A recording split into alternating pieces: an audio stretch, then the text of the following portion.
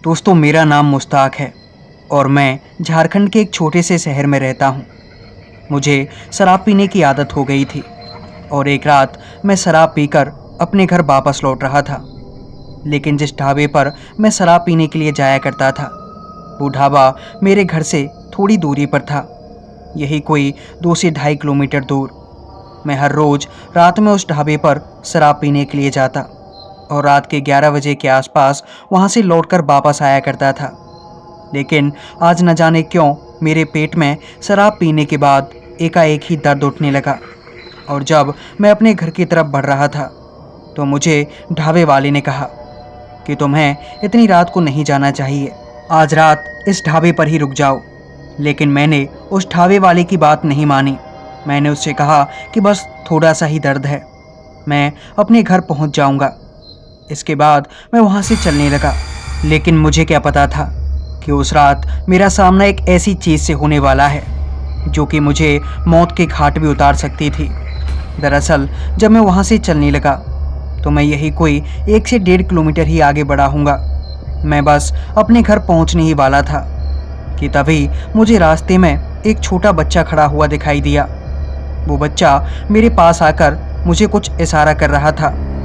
मैंने जब उसकी तरफ देखा तो मुझे लगा कि यह बच्चा कोई मदद मांग रहा है। मैंने उस बच्चे से पूछना चाहा कि आखिर क्या हुआ है, तुम मुझे क्या बताना चाहते हो। लेकिन उस बच्चे ने मुझे कुछ कहा नहीं। वो बस मेरी तरफ इशारे कर रहा था और अपने हाथ को जंगल की दूसरी तरफ कर रहा था। उसके इशारे को देखकर मुझे ऐसा लग रहा था कि मानो सड़क के पास जो जंगल है वहाँ पर इसे कोई दिखाई दिया है या फिर इसका कोई घरवाला है जिसके लिए ये मदद मांगने मेरे पास आया है। इसके बाद मैं उस लड़के के साथ साथ चलने लगा। वो छोटा सा लड़का यही तकरीबन 8 से 9 साल का रहा होगा। वो मेरे आगे आगे भागे जा रहा था और वो सड़क से दूसरी तरफ उस सुनसान जंगल की ओर जा रहा था जिस तरफ पास वाले गांव का एक कब्रिस्तान बना हुआ था। उस रास्ते की तरफ अक्सर लोग जाया नहीं करते थे क्योंकि हमारे गांव वालों का ऐसा मानना था कि इस कब्रिस्तान में रूहें रहती हैं जो कि रात में अगर कोई मुसाफिर यहाँ पर उनको मिल जाए तो उसे जिंदा नहीं छोड़ती। लेकिन मैंने अपने घर वालों की इस बात पर ध्यान तो दिया, पर फिर मुझे लगा कि कोई बच्चा है जिसे मेरी मदद की ज़रूरत है, मुझे इसके पीछे जाना चाहिए। वो बच्चा मुझसे यही कोई 10 से 15 कदम की दूरी पर आगे आगे चले जा रहा था और मैं भी उसके पीछे पीछे जाने लगा। थोड़ी देर बाद मैं उसी कब्रिस्तान के पास पहुंच गया और जब मैं उस कब्रिस्तान के पास पहुंचा तो मैं उस लड़के को ही देख रहा था कि आखिर वो कहाँ पर जाकर रुकता है। मैंने देखा कि वो लड़का कब्रिस्तान के गेट पर जाकर रुक गया। इस बात से मैं थोड़ा हैरान था कि आखिर ये मुझे कब्रिस्तान के पास ही क्यों लाया है। ये चाहता तो इससे आगे भी ले जा सकता था। इसके बाद मैंने उस लड़के से कहा कि आखिर क्या हुआ, तुम यहाँ पर आकर क्यों रुक गए, मुझे तो यहाँ पर दूर दूर तक कोई दिखाई भी नहीं दे रहा। इसके बाद उस लड़के ने कहा कि दरअसल इस कब्रिस्तान के अंदर मेरी अम्मी बेहोश पड़ी हुई हैं। वो मुझे गांव से इस कब्रिस्तान में लेकर आई थीं, लेकिन न जाने क्यों अचानक ही वो बेहोश हो गईं। आप बस उन्हें होश में ले आइए। इसके बाद मैं अपनी अम्मी के साथ यहाँ से अपने गांव चला जाऊँगा। मैंने जब उस बच्चे की ये बात सुनी तो मैं कब्रिस्तान में इधर उधर देखने लगा कि आखिर उसकी अम्मी कहाँ पर पड़ी हुई है। तो मुझे दिखाई दिया कि एक औरत वास्तव में ही उस कब्रिस्तान के अंदर बेहोश पड़ी हुई थी। इसके बाद जब वो औरत मुझे दिखाई दी तो मैंने उस लड़के से कहा कि ठीक है, तुम उस कब्रिस्तान में मेरे साथ चलो, मैं अकेला नहीं जाऊंगा। मैं उस औरत को उठाने के लिए उस लड़के के साथ कब्रिस्तान के अंदर दाखिल हो गया। वो औरत एक कब्र के ऊपर पड़ी हुई थी और उसे देखने पर ऐसा ही लग रहा था कि मानो वो काफ़ी देर से यहाँ बेहोश पड़ी हुई है। इसके बाद मैं उसके पास जाकर उसे झंझोड़ने लगा। मेरे काफ़ी देर तक झंझोड़ने के बाद वो औरत अचानक से उठ बैठी और उसके बाद उसने अपने बेटे का नाम लिया। नाम सुनते ही उसका बेटा उसके पास पहुंच गया और वो भी उसके गले लग गया। अम्मी अम्मी कहकर वो अपनी माँ के गले लगा हुआ था। इसके बाद मैंने उस छोटे लड़के से कहा, तो ठीक है, अब मैंने तुम्हारी अम्मी को होश में ले आया हूँ और अब मुझे अपने घर जाना है, तो मैं चलता हूँ। इसके बाद जब मैंने ऐसा कहा ही था तो अचानक से न जाने क्यों पर उस औरत ने और उस छोटे से बच्चे ने हंसना शुरू कर दिया। वे लगातार मेरी तरफ देखकर जोर जोर से हंसने लगे। वो औरत मेरी तरफ देखकर मुस्कुरा रही थी। उसकी तरफ देखकर न जाने क्यों पर मेरे शरीर में अचानक से कपकपी आने लगी। मैं उनको देखते ही समझ गया था कि मैं किसी बड़ी मुसीबत में फंस चुका हूँ। उन्हें देखते ही मैं साफ साफ समझ रहा था कि ये दोनों औरत या फिर बच्चा नहीं है, ये दोनों रूहें हैं और अब मैं इन रूहों के जाल में फंस चुका हूँ। वो मुझे कब्रिस्तान तक भी ले आई थीं। उनका ये हाल देखकर और उनका इतना डरावना चेहरा देखकर मैं जितनी भी शराब पीकर आया था वो शराब अचानक से ही उतर गई थी। मेरा नशा न जाने कहाँ अचानक से ही खो गया था और अब मुझे अपनी मौत का एहसास हो रहा था। मैं साफ साफ ये समझ चुका था कि आज मेरी आखिरी रात होने वाली है। आज ही मैं अल्लाह को प्यारा हो जाऊंगा। लेकिन इसके बाद भी मैंने अपनी जान बचाने के लिए वहाँ से भागना ही सही समझा और मैं उस कब्रिस्तान से निकलकर भागने लगा। लेकिन काफ़ी देर तक भागने के बाद भी मुझे महसूस हुआ कि अभी तक मैं उस कब्रिस्तान के आसपास ही हूँ। लेकिन मैं वहाँ से निकलकर अपने गांव पहुँचना चाहता था ताकि मैं अपनी जान बचा सकूँ।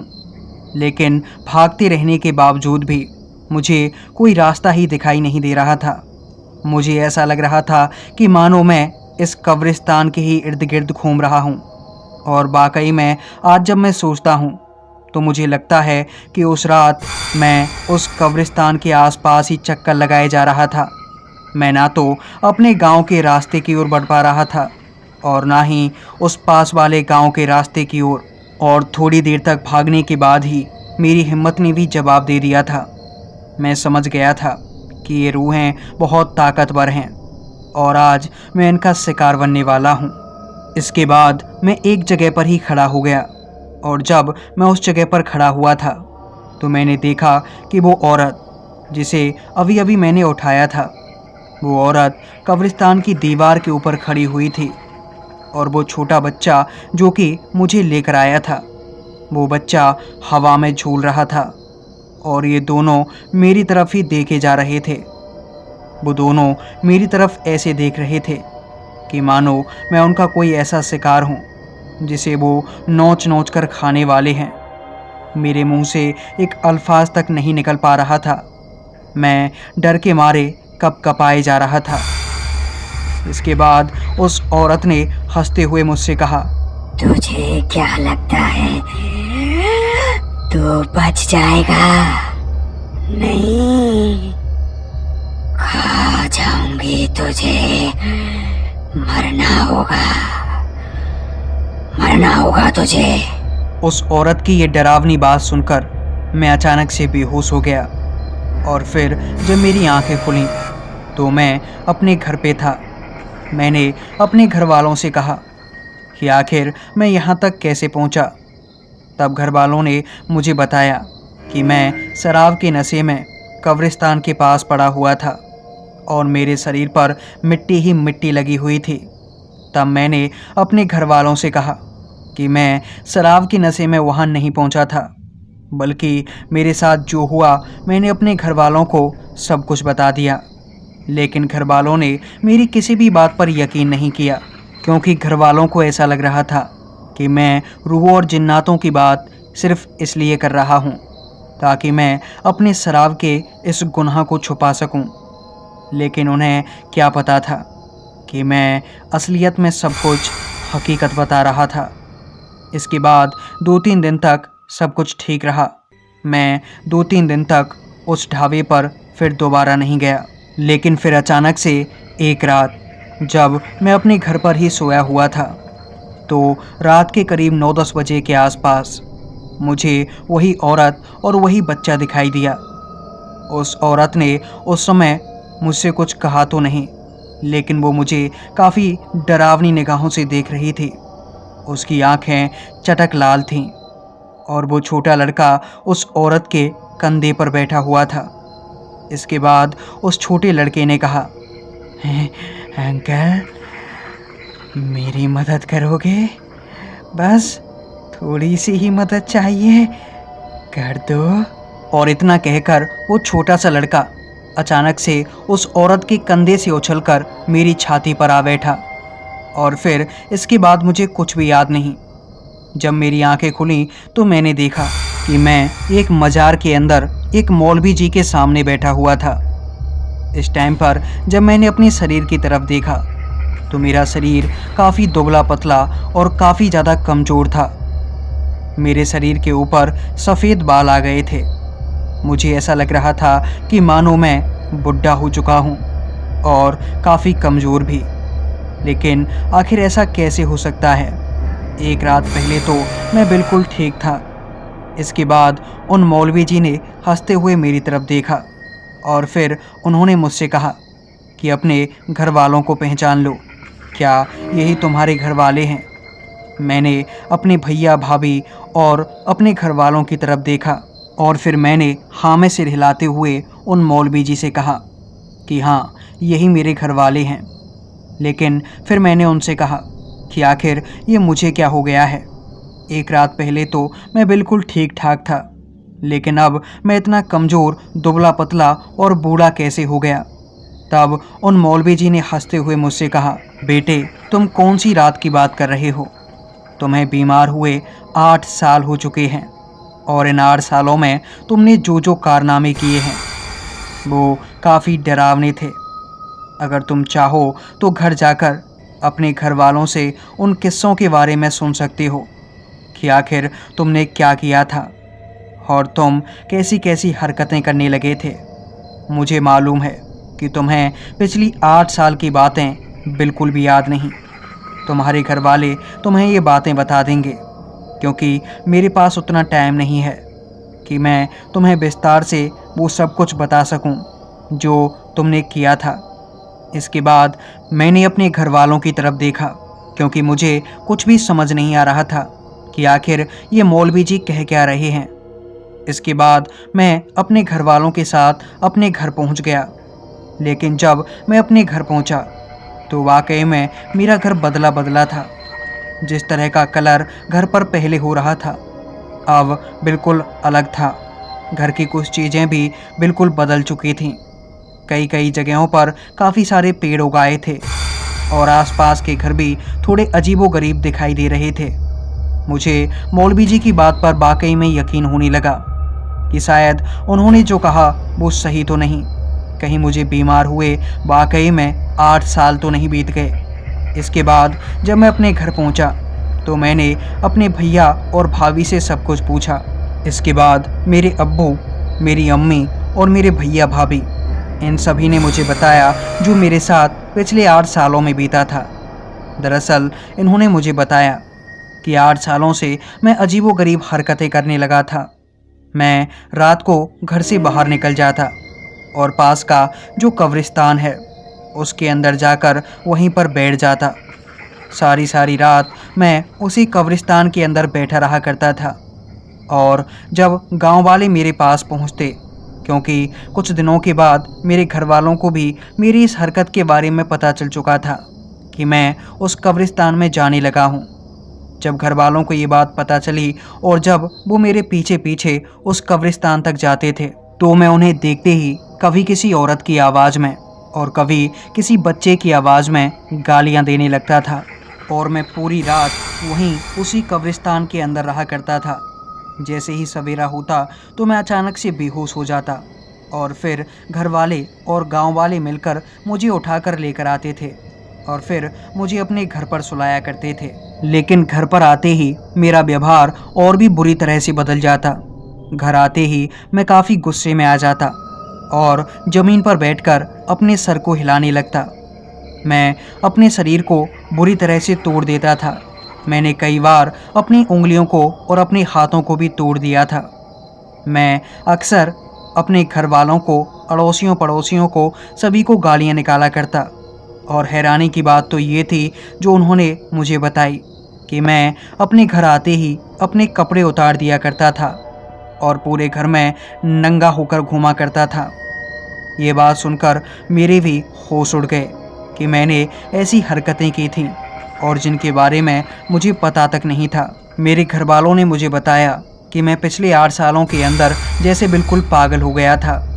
मेरी अजीबोगरीब हरकतों को देखकर आसपास के पड़ोसियों ने भी घर की तरफ आना तक बंद कर दिया था। इसके बाद कुछ मौलवियों और कुछ मुल्लाओं को बुलाया गया। जब उन्होंने मेरी ऐसी हालत देखी तो फिर उन्होंने मेरा इलाज करना शुरू किया।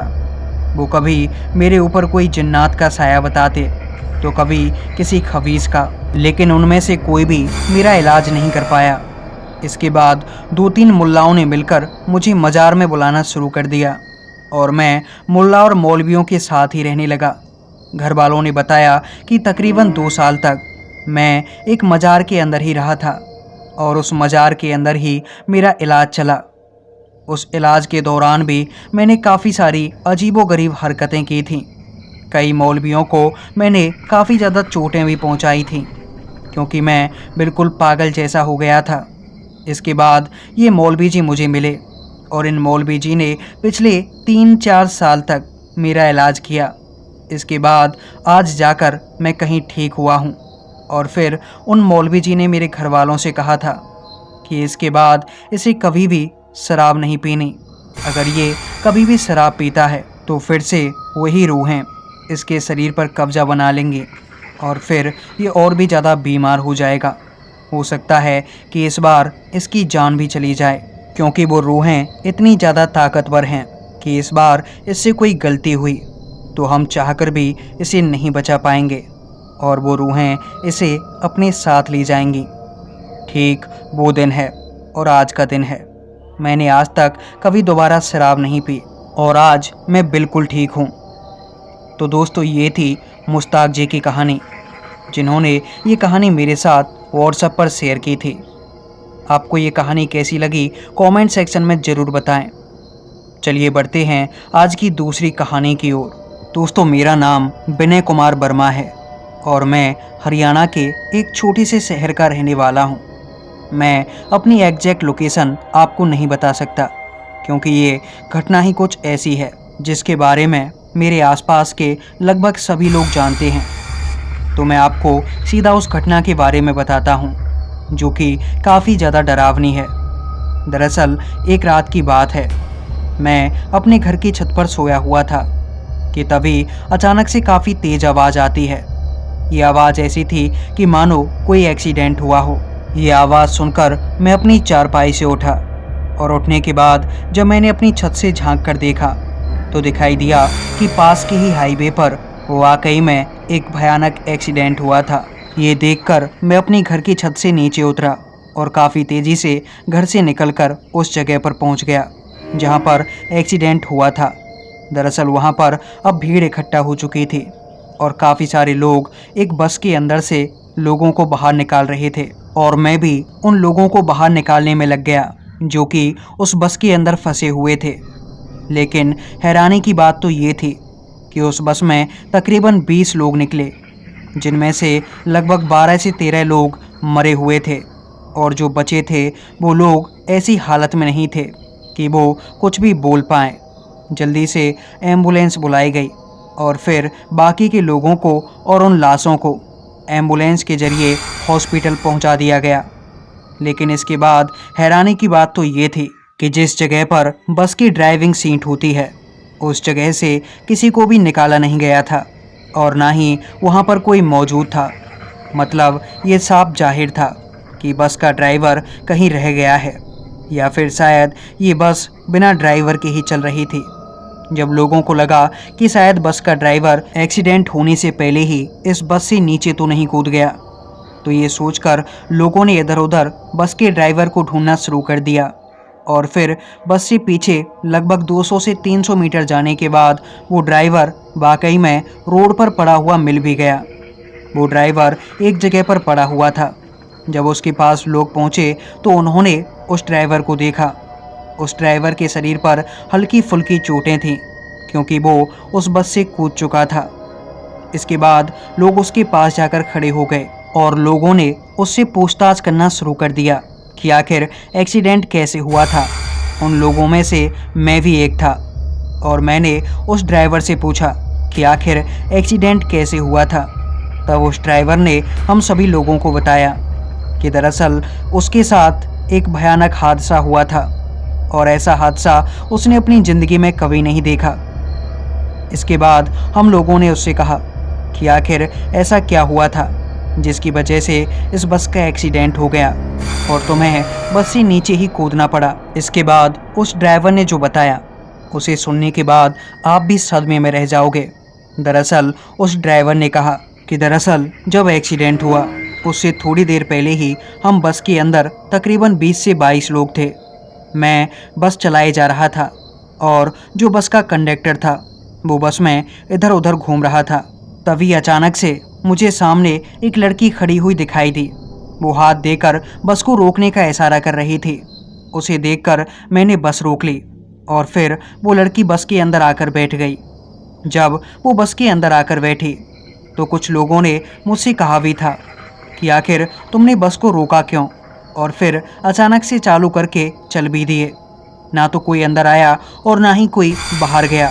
मैं अपने कंडक्टर और उन लोगों की बात को सुनकर थोड़ा सा मुस्कुराया और फिर मैं बस को चलाने लगा, क्योंकि जब उन लोगों ने और कंडक्टर ने मुझसे ये बात कही थी तो मुझे ऐसा लगा कि मैंने एक लड़की के लिए इस बस को रोका है, इसीलिए ये सभी लोग मुझसे मजाक कर रहे हैं।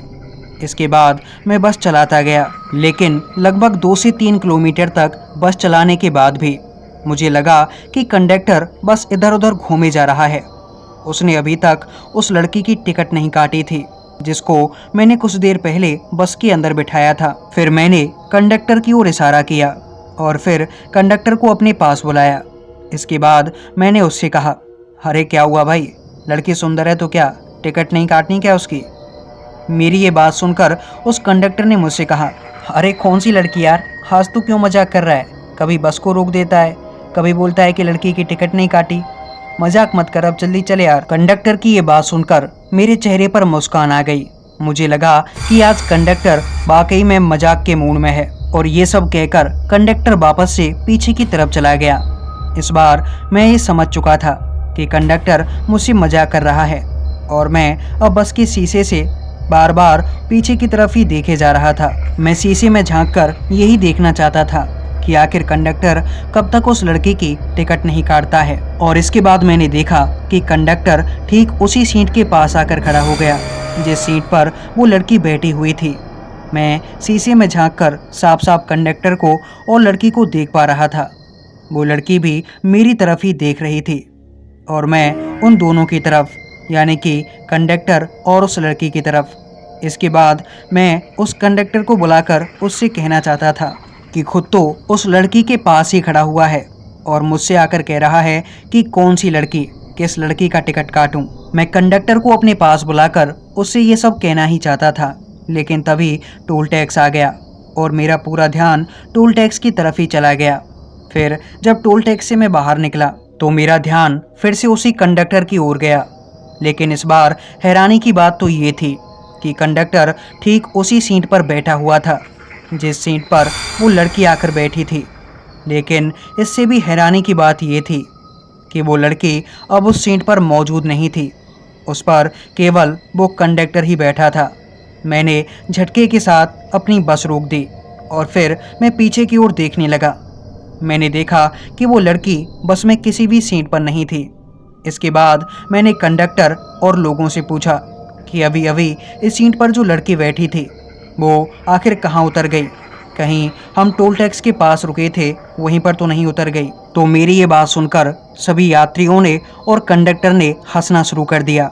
वो मेरी ओर देखकर हंसने लगे और कंडक्टर ने मुझसे कहा, अरे भाई क्या हुआ आज यार, तू बड़े मजाक के मूड में, कहीं शराब तो नहीं पी के आ गया? तुझे बार बार कोई लड़की दिखाई दे रही है? यहाँ तो अभी तक कोई लड़की दिखाई नहीं दी, कब से इस बस के अंदर हम ट्रेवल किए जा रहे हैं। लेकिन इस बार कंडक्टर की ये बात सुनकर मैं भी थोड़ा हैरान था, क्योंकि या तो वो मजाक के मूड में थे या फिर मेरे साथ ही कोई पंगा था। लेकिन फिर मैंने सोचा कि चलो जो भी हो वो लड़की ही तो थी, अगर एक लड़की का टिकट नहीं काटा तो कोई बात नहीं, हो सकता है कि इस कंडक्टर की ही कोई जानकार रही होगी। इसके बाद मैं बस चलाता गया, लेकिन करीब 4 से 5 किलोमीटर तक बस चलाने के बाद अचानक से मेरी नज़र शीशे में पीछे की तरफ गई और जब मैंने पीछे देखा तो दिखाई दिया कि वही लड़की जो कि कुछ देर पहले हमारी बस में चढ़ी थी और फिर उतरकर कहीं चली गई थी, वो अब बस के अंदर ही थी। और बस के अंदर भी ऐसे वैसे नहीं, बल्कि वो कंडक्टर के सर के ऊपर बैठी हुई थी।